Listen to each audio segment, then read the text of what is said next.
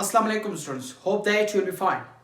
Today I am going to teach you future perfect tense and I will change from active voice into passive voice. इससे पहले मैं पढ़ा चुका हूँ 7 के 7 टेंसेस और चेंज भी करा चुका हूँ पैसिव वॉइस में। इस लेक्चर के बाद हम लोगों ने डिस्कशन करनी है कि जिस पे 4 टेंसेस है हमारे पास, परफेक्ट कंटिन्यूअस टेंसेस और एक future continuous tense. The students are asking that sir why we cannot change these 4 tenses, ये मैं भी बताऊंगा। और दूसरी बात स्टूडेंट ने ये भी पूछा है कि sir can we use only preposition by, इस पे भी बात करनी है कि हम लोग सिर्फ बाय का इस्तेमाल कर सकते हैं as a preposition in passive voice.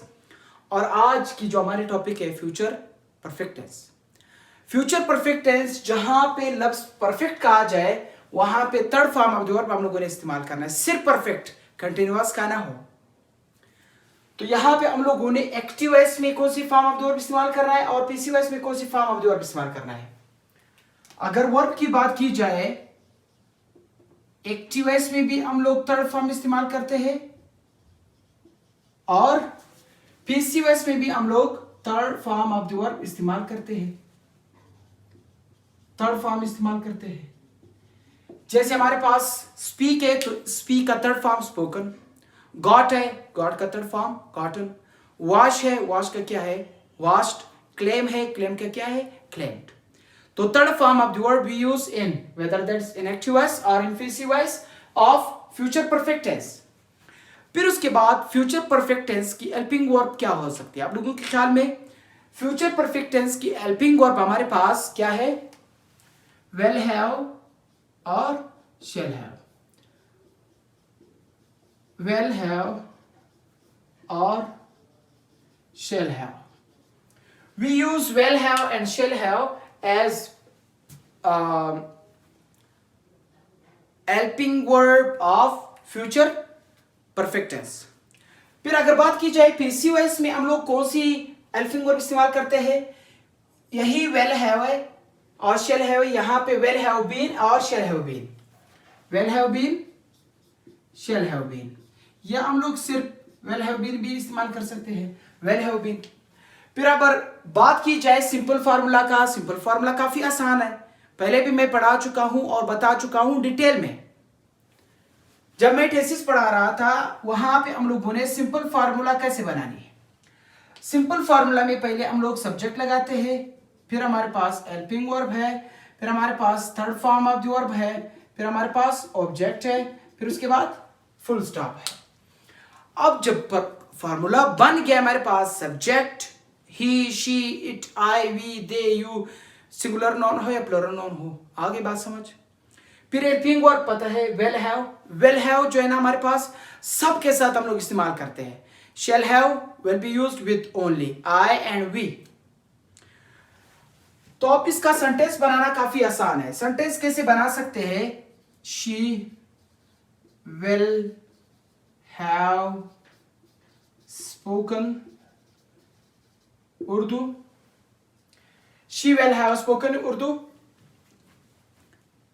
वो उर्दू बोल चुकी होंगी। तो ये रही हमारे पास एक्टिव वॉइस। अब इसका पैसिव वॉइस कैसे बना सकते हैं? मिसाल हमारे पास इस फॉर्मूले के तहत ये जो हमारे पास ऑब्जेक्ट है ये यहां आके एज अ सब्जेक्ट यूज होगा उर्दू, जो हमारे पास सब्जेक्ट है वो वहां पे जाके एज अ ऑब्जेक्ट यूज होगा। शी है तो शी विल चेंज इनटू हर। हमारे पास विल हैव है तो विल हैव किस चीज में चेंज होगा? Will have been. तो अब इस सेंटेंस को हम लोग कैसे चेंज कर सकते हैं पैसिव वॉइस में? शी विल हैव स्पोकन है Urdu.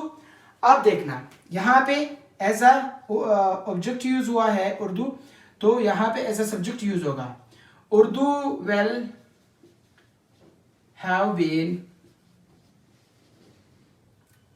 Spoken,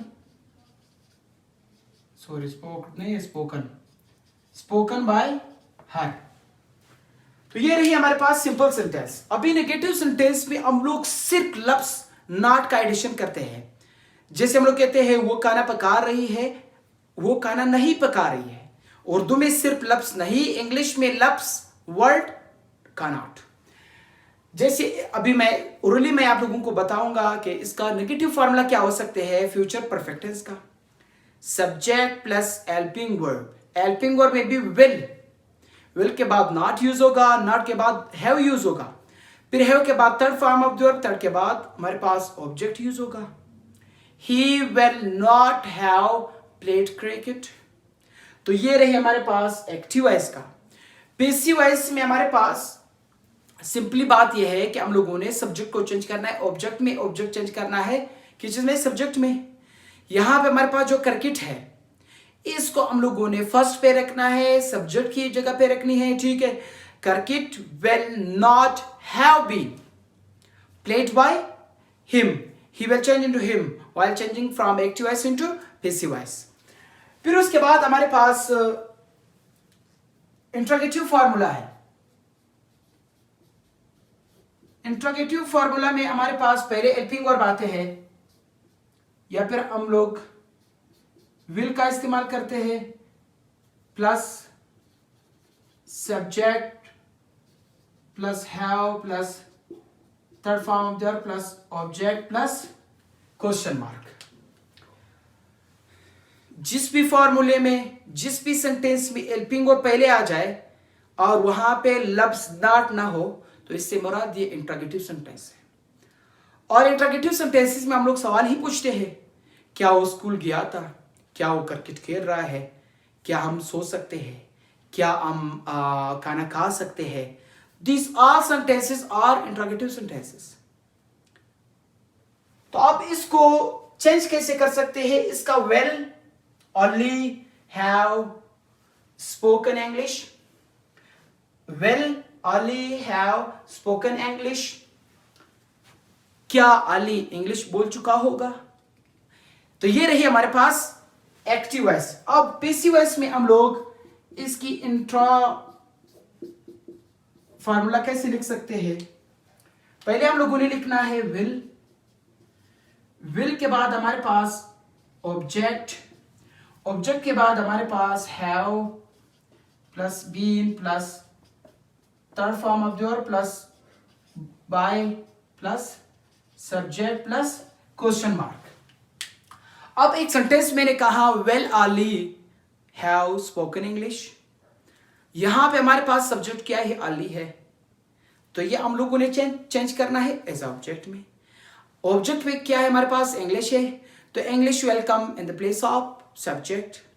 well English have been spoken by Ali, Ali change नहीं होगा। Most of the students are asking sir that can we change noun from pronoun? No, noun को हम लोग प्रोनाउन में change नहीं कर सकते हैं, एज इट इज हम लोगों ने नाउन को कॉपी करना है। तो इसके बाद हमारे पास ये सिर्फ सिंपल नेगेटिव इंट्रोगेटिव सेंटेंसेस रहा। फॉर्मल और इनफॉर्मल भी मैं पढ़ा चुका हूं, बता चुका हूं। इन पैसिव वॉइस सेंटेंसेस के बाद मैंने स्ट्रक्चर्स पे काम करने हैं, मैंने स्पोकन इंग्लिश पे काम करना है, सही, ताकि आप लोगों की जो स्पीकिंग है वो भी इंप्रूव हो जाए। मेन चीज ये है, जब if you know tenses, if you know some modal verbs, then you can speak fluently, then you can speak confidently. There will be no obstacles while speaking. So that's why I am covering grammar, basic grammar. So that's why regularly I am uploading the grammar. Most of the students, they are asking me, sir, please upload structures with the passage of time, because students need grammar. If you know grammar, then you can speak fluently. If you know tenses, then you can use correct form of sentences. So hope that you have understood whatever I have taught today. If you did not get a single word, so you may give comment. Thanks for watching me.